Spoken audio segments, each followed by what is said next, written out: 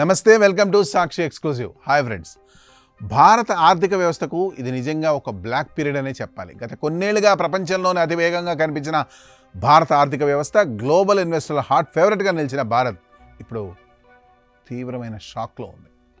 ప్రపంచంలోని టాప్ 100 అత్యంత విలువైన కంపెనీల జాబితాల నుండి భారతదేశం పూర్తిగా అధ్యాయం మూసుకుపోయింది. ఒక్క భారతీయ కంపెనీ కూడా ఈ ఎలైట్ క్లబ్లో ఇప్పుడు మిగలలేదు.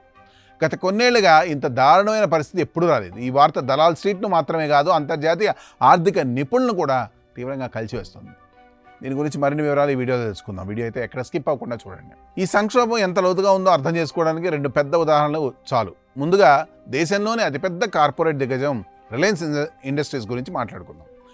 2025 సంవత్సరం ప్రారంభంలో గ్లోబల్ మార్కెట్ క్యాపిటలైజేషన్ ర్యాంకింగ్లో 57వ స్థానంలో ఉన్న రిలయన్స్ ఇప్పుడు 106వ స్థానానికి పడిపోయింది. టాప్ 100 క్లబ్ నుండి అధికారికంగా బయటపడింది. కేవలం ఏడాదిన్నరలో ఇంత భారీ పతనం ఎవరూ ఊహించలేదు.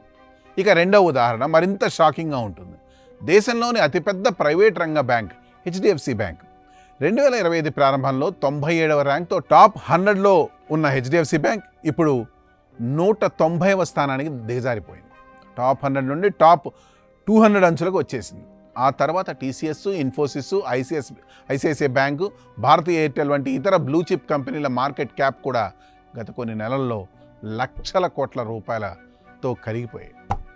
ఈ పతనానికి కారణాలు అనేకం. వాటిలో ప్రధానమైనది విదేశీ పోర్ట్ఫోలియో ఇన్వెస్టర్లు భారీ ఉపసంహరణ. గత కొన్నేళ్లుగా భారత మార్కెట్ ర్యాలీకి బలమైన మద్దతు ఇచ్చిన విదేశీయులు ఇప్పుడు భారీగా అమ్మకాలు చేస్తున్నారు.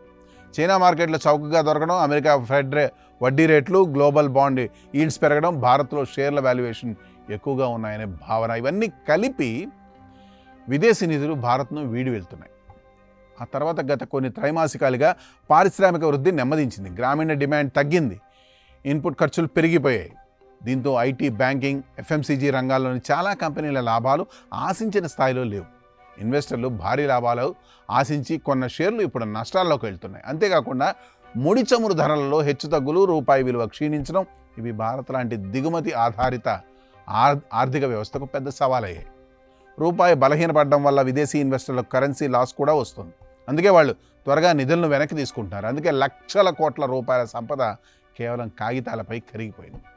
ఇన్వెస్టర్ల సెంటిమెంట్ దెబ్బతినడంతో కొత్త పెట్టుబడులు నెమ్మదిస్తున్నాయి. కంపెనీలు విదేశాల నుండి నిధులు సేకరించడం కష్టతరం అవుతుంది. దీంతో ఉపాధి అవకాశాలు, ఆర్థిక వృద్ధి ప్రభావితం అవుతున్నాయి. అయితే ఈ సంక్షోభం శాశ్వతం కాదని మార్కెట్ నిపుణులు చెబుతున్నారు. భారత ఆర్థిక పునాదులు ఇంకా బలంగానే ఉన్నాయి.